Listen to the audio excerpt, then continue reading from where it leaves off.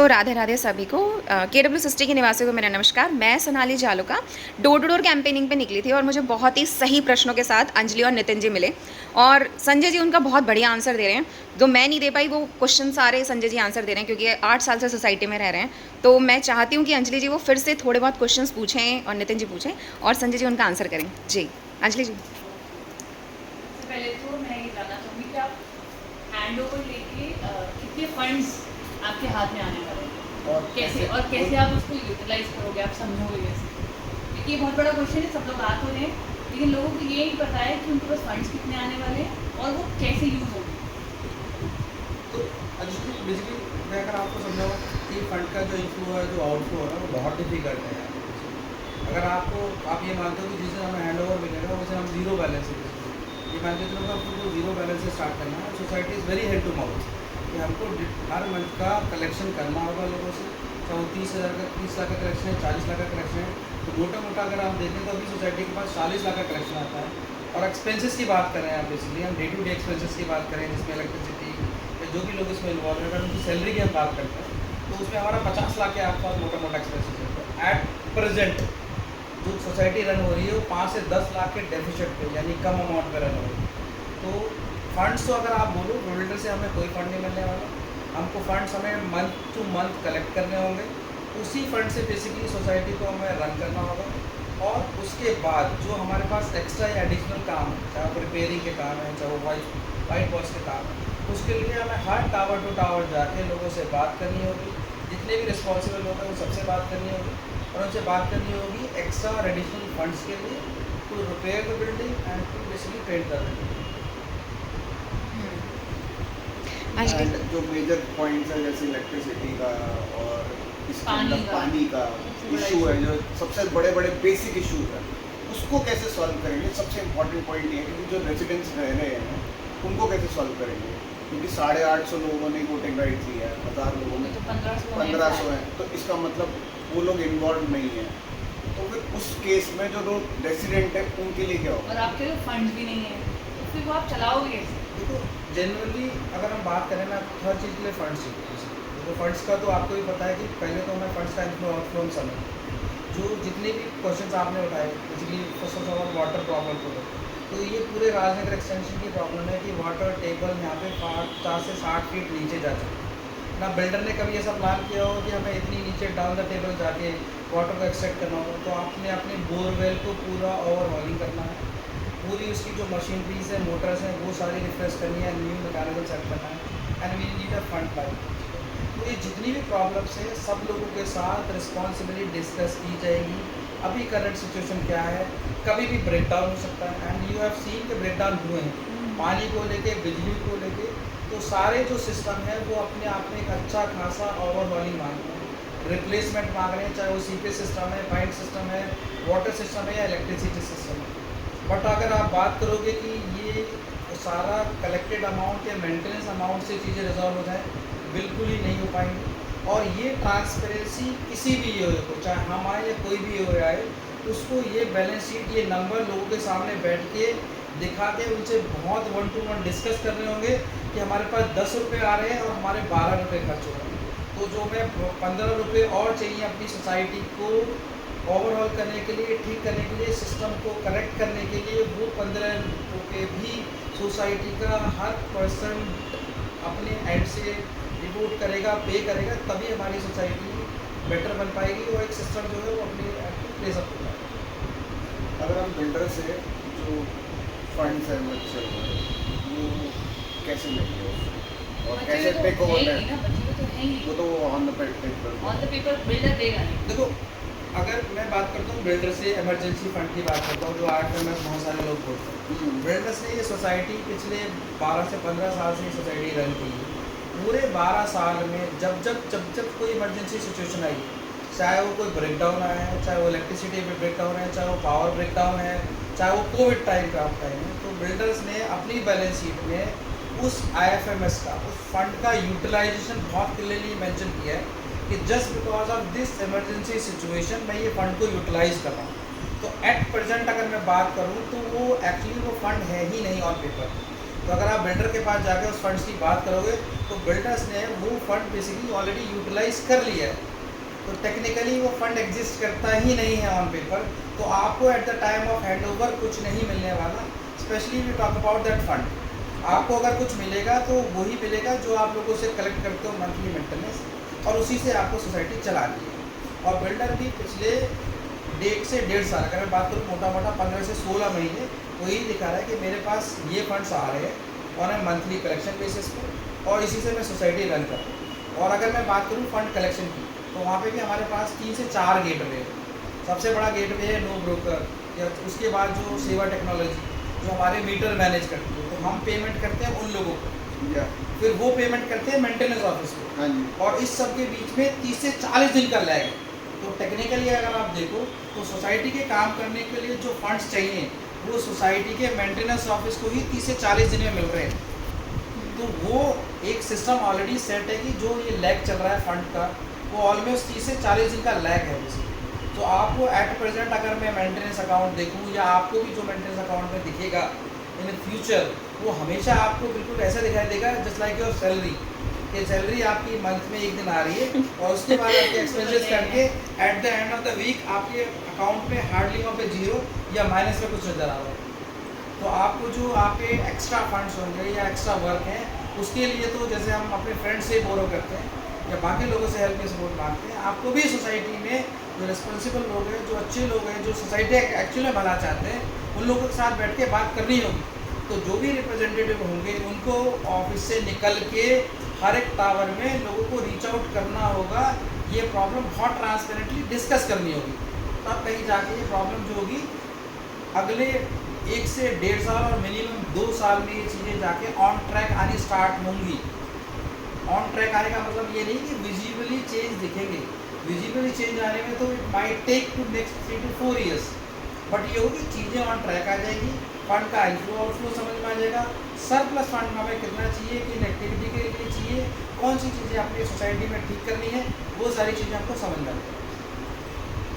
वैसे तो पहला साल समझने में ही बीत जाए, उसके बाद फिर इलेक्शन आ जाएंगे, तो आपको लग रहा है कि ये जो बाकी लोग इतना लड़ रहे हैं और इतना सब कुछ चल रहा है कैंपेनिंग, ये लोग समझ रहे हैं ये चीज़ की अकाउंट्स और ये सब कुछ है नहीं, बेसिकली कुछ नहीं आना हाथ में, लेकिन लग ऐसा रहा है कि पॉलिटिक्स चल रही है, बहुत बड़ा कोई पॉलिटिकल इलेक्शन चल रहा है। तो अभी मतलब आइडली किसी एक अच्छी सोसाइटी के लिए कोई हेल्दी इन्वायरमेंट नहीं है। हेल्दी इन्वायरमेंट का मतलब ये होता है कि 10 या 12 रिस्पॉन्सिबल लोग जो एक्चुअली में सोसाइटी का भला चाहते हैं, जिनकी लोग अक्रॉस टावर बात मानते हैं, रिस्पेक्ट करते हैं, उन्हीं लोगों को आके रिस्पॉन्सिबिलिटी लेनी चाहिए थी, जो कि नहीं ली। अब जितने भी लोग इस पूरी इलेक्शन फ्रे में हैं, या तो उनको पावर चाहिए, चाहे वो पोजीशन पावर हो सकती है, माइट भी वो लग रहा है कि इसमें बहुत पैसा इन्वॉल्व है, जो आइडली नहीं है। मतलब आइडली सबको ये समझना चाहिए कि इसमें तो उनको अपनी पॉकेट से डाल के खर्चा करना पड़ सकता है। सो आइडली इसमें कोई पैसा इन्वॉल्व नहीं है। आइडली अगर देखो तो बिल्कुल हैंड टू माउथ हम सोसाइटी रन हो रही है इससे। तो आपके पास भी जो पैसा आएगा बहुत लिमिटेड आएगा, वो इतना आएगा कि आप उसमें सोसाइटी रन नहीं कर पाओगे, सोसाइटी भी रन नहीं कर या पाओगे। फिर इलेक्शन ही जिस कर हिसाब से इलेक्शन का ये प्रमोशन चल रहा है उस हिसाब से अगर पैसे मांगे जाएंगे इसके बाद तो कोई नहीं देगा। देखो वो तो हर किसी को ये लग रहा है कि एओए बनेगी तो बहुत ही मैजिकल बॉडी बन जाएगी, वो एक ही दिन में बेसिकली बहुत सारे मैजिक कर सकती है। बट लोगों को ये रियलिटी भी समझनी चाहिए कि जो भी लोग आएंगे, पहले तो वो लोग आए जो एक्चुअली में अपने आप को इस सोसाइटी में इन्वेस्ट कर पाए, टाइम वाइज, ठीक है, जिनके पास एक्चुअली में टाइम हो, ठीक है, जो सब लोगों को साथ ला पाए, सब लोगों से 1-to-1 कन्वर्सेशन कर पाए, और जो सोसाइटी में एक्चुअली में एक्सपर्ट बैठे, हर पॉकेट में, हर टावर में आप जाओगे तो आपको फ्रेश के एक्सपर्ट बैठे हैं, आपके पास सिविल के एक्सपर्ट बैठे हैं, वाटर प्रॉब्लम के एक्सपर्ट बैठे हैं, सब लोगों को ला के डिस्कस करके इसका प्रॉब्लम का सोल्यूशन ढूंढें, जो लोगों को बात कर सकें, अपनी ईगो का साइड रख के लोगों से बात कर सकते हैं, अप्रोचेबल हो, और ना करते करते एटलीस्ट अपने 10 से 12 घंटे मिनिमम इस सोसाइटी के लिए इन्वेस्ट करने के लिए रेडी। तो वो लोग ही आए, बेसिकली उनको ये लग रहा है कि हम सोसाइटी ऑफिस में या मेंटेनेंस ऑफिस में एक चेयर पे जाके बैठ जाएंगे, चीज़ें बहुत स्मूथली रन हो जाएंगी, तो ये बेसिकली किसी भी तरीके से पॉसिबल है ही नहीं।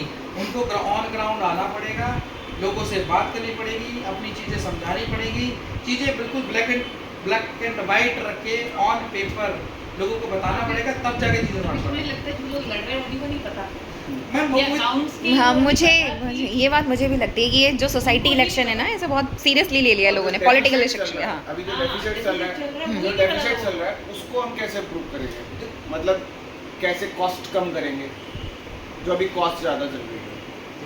तो जो हम डेफिसिट की बात कर रहे हैं, डेफिसिट का बेसिकली कम करने का सबसे बड़ा तरीका है कि आप अपनी वर्कफोर्स को कम करो। तो अगर हम बात करें हर टावर वाइज, अगर हम मेंटेनेंस सोसाइटी, इलेक्ट्रीशियन, इन लोगों को अगर हम काउंट करने बैठते हैं तो हमारे पास बहुत सारे लोग हैं। तो वहाँ पे हमको सिक्योरिटी गार्ड, सिक्योरिटी गार्ड्स हो गए, नंबर ऑफ सिक्योरिटी गार्ड्स बहुत ज़्यादा है बेसिकली। अगर हम बात करें तो हमारी जो अपर बेल्ट है, सुपरवाइजर वाली जो बेल्ट है वो बहुत हैवी है, जिसको हम एक्स्ट्रा कॉस्ट भी पे कर रहे हैं। तो हमको ब्रॉडली 3 बहुत फंक्शनल आर्म बनानी पड़ेगी।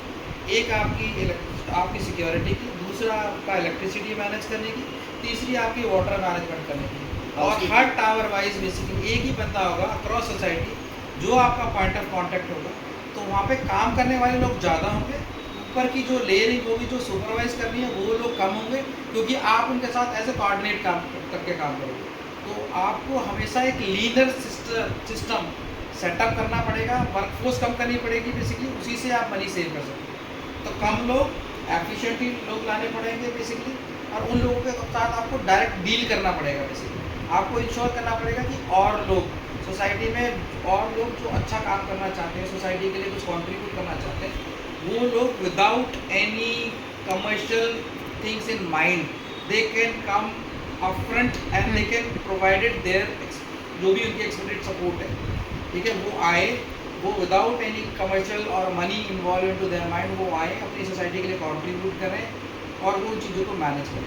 तो आपको लोग भी कम करने पड़ेंगे, ठीक है। आपको जहाँ पे लग रहा है कि चीज़ें एक्सपेंसिव ज़्यादा हो रही हैं वो भी कम करना पड़ेगा, क्योंकि आपको पूरे का पूरा डेफिसिट, पहले तो आप डेफिसिट को कम करोगे, और ये चीज़ें जब ही होंगी जब अच्छे लोग टाइम आएंगे, इन्वेस्ट करेंगे, चीज़ों को समझेंगे, और उसके लिए सबसे मोस्ट इम्पॉर्टेंट थी कि लोगों को आना पड़ेगा आगे, अच्छे लोगों को इन्वॉल्व करना पड़ेगा, तभी चीज़ें अच्छी हो सकती एक छोटा सा पॉइंट और ये जो फाइनेंसेस हैं जो आएंगे जो जा रहे हैं, इसकी ट्रांसपेरेंसी सबसे इम्पोर्टेंट है, मुझे ऐसा लगता है कि ये ट्रांसपेरेंसी हर किसी को पता हो। अगर ये ट्रांसपेरेंसी पता होगी तब लोग सपोर्ट करेंगे, तब ही सपोर्ट करेंगे Otherwise सोसाइटी लोग ही वाले। नहीं।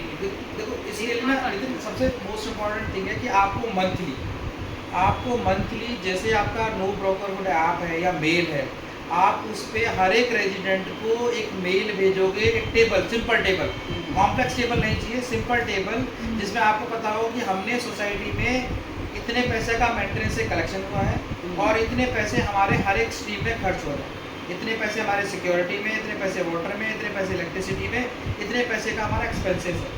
तो आपको हर महीने का हिसाब अपने रेजिडेंट को देना होगा, सो जो वो लोग उन लोगों में कॉन्फिडेंस बिल्डअप कर पाएँ कि आप उनके साथ ट्रांसपेरेंसी रखो कम्युनिकेशन को लेकर। तो every month you have to pay कि हमने 10 रुपीज़ कलेक्ट किए हैं मेंटेनेंस में, मेंटेनेंस चार्जेस, और हमने 8 रुपये या 10 रुपये या 12 रुपये खर्च किए हैं जो सोसाइटी को सर्विसेज चाहिए। तो हर मंथ आपको एक मेल, जैसे इलेक्ट्रिसिटी बिल आता है लोगों का, उसी तरीके का आपका एक मेंटेनेंस का डिस्ट्रीब्यूशन का एक टेबल आना चाहिए, जो लोगों को पता होना चाहिए कि सोसाइटी के पास कितने पैसे आ रहे हैं और सोसाइटी कितने पैसे खर्च कर रही है और कितने पैसे डेफिसिट में चल रही है। तो लोग क्वेश्चन कर पाए कि जी आपके पास तो 10 लाख एक्स्ट्रा बच रहे हैं हर महीने के, तो आप इन्हीं चीज़ों से काम कराओ। और लोगों को अगर दिखेगा कि सोसाइटी ऑलरेडी डेफिसिट में चल रही है या ऑलरेडी नेगेटिव में चल रही है, तो लोग आगे भी आएंगे बात करने के लिए, क्योंकि वैसे भी अगर हमको अपने घर को ठीक रखना है, अच्छा रखना है, बेटर रखना है, हम खुद भी अपनी आउट ऑफ पॉकेट जाएंगे, थोड़ा सा कॉन्ट्रीब्यूट करेंगे, वो चीज़ें बेटर होंगी। But first of all very important thing कि आपको अपने वेज ऑफ वर्किंग में ट्रांसपेरेंसी लानी ही होगी, और कलेक्शन का और जो आप एक्सपेंसेस कर रहे हो तो सबको बड़े बेटर तरीके से लोगों को एक्सप्लेन करना होगा। एक पॉइंट और, लोग है ना पीछे से टिंक करने वाले बड़े होते हैं, ये ऐसे कैसे हो रहा है, ये वैसे कैसे हो रहा है, ये क्यों हो रहा है, वो क्यों हो रहा है, उस पॉइंट पे क्या करेंगे? दिस इज बेसिकली एक तरह से सर्विस आप दे रहे हो विदाउट एनी बेनिफिट। हाँ, कितने लोग डेडिकेटेड होंगे? 100%। देखो अगर आप बात करें तो हम यहाँ अपना घर है, ये सोसाइटी हमारा घर है। अगर आप सोसाइटी में अपने घर में बैठ के ये बात करोगे कि यार मुझे प्रॉफिट मेकिंग करनी है, प्रॉफिट मेकिंग के लिए जॉब करो। प्रॉफिटेबल। देखो ये मेरा घर है, सोसाइटी मेरा घर है, मुझे अपने घर को अगर अच्छा बनाना है, बेटर बनाना है, तो मैं तो अपनी पॉकेट से ही पैसे खर्च करूँगा ना, ठीक है। अगर मैं कल को बोलूँ कि मैं इसी में से 20% अपनी पॉकेट में डाल लूँ, तो वो तो कहीं से ही पॉसिबल नहीं है, फिर तो मेरा घर ठीक नहीं हो पाएगा। तो अगर मेरे को अपना घर ठीक करना है तो मुझे मेरे घर के सारे सदस्यों को भी जोड़ना होगा, सब लोगों से बात भी करनी होगी, सब लोगों को बताना भी होगा कि इस घर के खर्चे के लिए 1000 रुपये मैं कमा के ला रहा हूँ और उसमें से 1200 रुपये मेरे खर्च हो रहे हैं, 200 रुपये आप लोग मुझे कंट्रीब्यूट करो तो मैं इस घर को और अच्छे से चला सकता हूँ। तो सबको पहले समझना होगा कि सोसाइटी हमारा घर है, इसको हमें घर की तरह चलाना है, इसमें कोई कमर्शियल इन्वॉल्व नहीं है, किसी के पॉकेट में जाना नहीं है। आपको कमर्शियल देखना है तो अपनी जॉब देखो, बिजनेस देखो, ये बिजनेस नहीं है।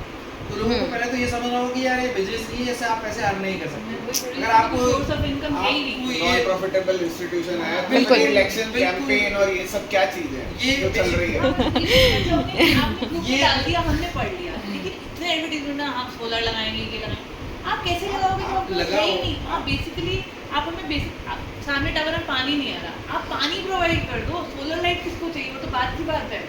मैं वही तो कह रहा हूँ, देखो हमेशा क्या होता है, जब ये हमारा घर, जब बात करें हमारा घर है, जब भी घर में रहने वाले लोग आपस में लड़ेंगे, या तो वो अपना नुकसान करेंगे इन अ वेरी शॉर्ट रन, या लॉन्ग टर्म में अपना नुकसान करेंगे। किस तरीके से? वो अपनी टर्म्स खराब करेंगे, वो एक दूसरे से अपनी बातचीत खराब करेंगे, ठीक है। तो अब ये जो पूरी प्रोसेस चल रही है, हम कुछ नहीं कर रहे, बस हम अपने रिलेशंस खराब कर रहे हैं, जो कि एक घर और एक परिवार के लिए, एक सोसाइटी के लिए सबसे वर्स्ट थिंग है अगर मैं बात करूँ तो।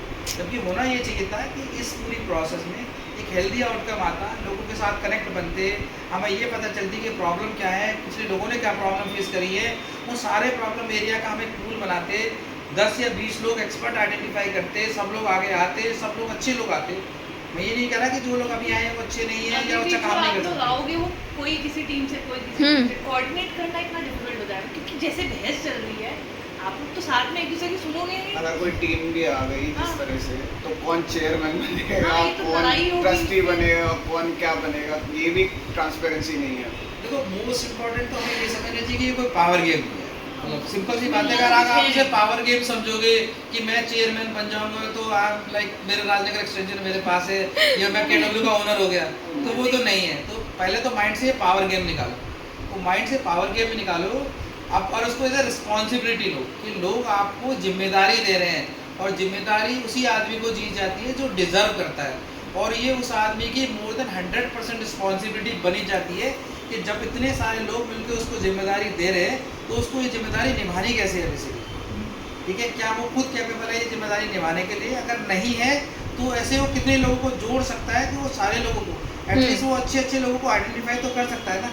तो उसका काम ये होना चाहिए कि वो लोगों को अप्रोच करे, लोगों से मिले, खुद जाके कहीं बैठना चाहे तो हर एक टावर में जाए, आ जाएगा लोगों का। हर एक टावर में जाए, सोसाइटी में जाए, लोगों से बात करे, पूरे सोसाइटी में अच्छे एक्सपर्ट लोगों को लेकर आए अपना। उसका काम ये होना चाहिए, क्योंकि वो जिम्मेदारी उसको दी गई है, ठीक है। उस रिस्पॉन्सिबिलिटी के लिए किस तरह का लोग चाहिए जो फ्री ऑफ कॉस्ट, अभी भी मैं बात नहीं कर रहा, वहाँ पे भी वो लोग आए जो फ्री ऑफ कॉस्ट अपनी सर्विसेज, अपना टाइम कंट्रीब्यूट कर सकते हो without any salary, salary, without keep a Penney in a mind. वो चीज़ रख के वो वहाँ पे आए, कमीशंस नो बिल्कुल। तो वो ये सोच रहे कि मैं आऊँगा तो ठीक है, मैं सिक्योरिटी से कमीशन ले लूँगा, या जहाँ से मेरी हाउस कीपिंग आ रही है वहाँ से कमीशन ले लूँगा, तो बिलीव मी उससे हमारी सर्विसेज ही ख़राब होंगी। आप उन्हें कमीशन ले लोगे, टाइम पे उन्हें पे आउट्स नहीं दोगे, वो आपको सर्विसेज नहीं देंगे, तो आने वाले टाइम में सारी चीज़ें ख़राब हो। Overall first year is very crucial. वो भी आएगा, वो पहले तो स्ट्रगल करेगा, एंड देन उसको कुछ ये जो डेफिसिट आप बता रहे हो उसको घटाने की बहुत बड़ी रिस्पॉन्सिबिलिटी। आपको पहले जो भी बंदा आए, पहले वो आगे यहाँ का इनफ्लो आउटफ्लो सब, कितने पैसे आ रहे हैं, कितने खर्च मैं हो वही रहे हैं। बोल रही हूँ, वो कितने ठीक है, लोगों को क्योंकि- अभी आप जो बता रहे हो, ये जितने खड़े हैं उनमें से कितनों को पता है? मैं वही कहना चाह रहा हूँ कि नहीं पता, चलो बहुत अच्छी बात है, किसी को नहीं पता, बट एटलीस्ट जो भी लोग आ रहे हैं, सिस्टम आ रहे हैं, चले वो उस चीज़ को मेंटली रेडी होके आए कि उन्होंने अपने घर का, परिवार का, बिजनेस का, जॉब का अपना टाइम निकाल के इस सारी चीज़ में इन्वेस्ट करना है। तो उस मेंटेलिटी से के साथ आए कि अगर वो रेडी है अपने आप को इन्वेस्ट करने के लिए, हर किसी को जीरो से स्टार्ट करना है। मैं मान लेता हूँ किसी को नहीं पता होगा, बट एटलीस्ट वो उस मेंटेलिटी के साथ है कि वो अपने आप को इन्वेस्ट करेंगे, अपने टाइम को इन्वेस्ट करेंगे, जो टाइम वो फैमिली को दे रहे हैं, अपने बच्चों को दे रहे हैं, बेसिकली अपने ऑफिस में दे रहे हैं, या कुछ पैसे अर्न करने के लिए दे रहे हैं अपनी फैमिली के लिए, तो वो सारा टाइम निकाल के यहाँ पे आना पड़ेगा, अपने आप को इन्वेस्ट करना पड़ेगा, मेंटली अपने आप को इन्वेस्ट करना पड़ेगा, और लोगों को जोड़ना पड़ेगा। अकेला आदमी, 5 आदमी, 10 आदमी प्रॉब्लम को नहीं समझ पाएंगे, आपको अपने साथ एक्सपर्ट जोड़ने पड़ेंगे, वो एक्सपर्ट जो आपको फ्री ऑफ कॉस्ट आपको सर्विस दे पाए for the betterment of the society और ओवरऑल, ठीक है, इस पूरी चीज़ को और अच्छा बनाने के लिए। Thank you. सो मोटा मोटी हाँ, thank you so much for your time. तो मोटा मोटी मुझे इतना समझ में आया कि ये एक ट्रस्ट रजिस्टर हो रही है, ट्रस्ट में हम सब पार्टिसिपेट कर रहे हैं। ये कोई पावर और मनी का गेम मुझे खास नहीं लग रहा, जिसके लिए इतना कन्वेंशनल जो प्रमोशंस हो रहे हैं और ये जो भी हो रहा है उसकी एक्चुअली में नीड नहीं है। और 1 to 1 कनेक्ट करें और लोगों को समझें, उनकी प्रॉब्लम्स को समझें और उन्हें रिजॉल्व करने की कोशिश करें, वो भी मिल के। हम सब ये मिल के ही कर पाएंगे। जो 50 कैंडिडेट हैं उसमें से 10 आएंगे, वो लोग नहीं कर पाएंगे। तो हम सबको as a family, as a unity इस काम को करना पड़ेगा, ताकि हम जो बेसिक नीड्स हैं इस सोसाइटी की उसे पूरी कर सकें। Thank you so much for your time. Thank you Sanjay. Thank you.